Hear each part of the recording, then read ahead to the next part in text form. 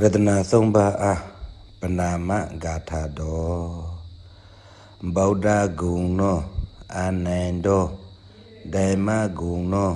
အာနန္တောသံဃဂုဏနောအာနန္တောဗုဒ္ဓမေစရဏံအညံနိုင်တိဓမ္မောမေစရဏံအညံနိုင်တိ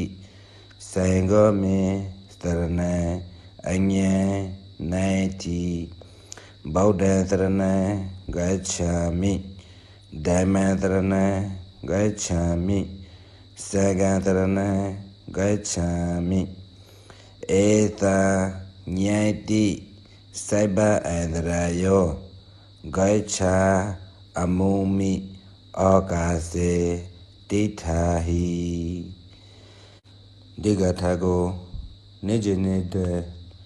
မြတ်စွာဘုရားရဲ့ရှိမှာဖွယ်ဖိုက်ပူဇော်ကေ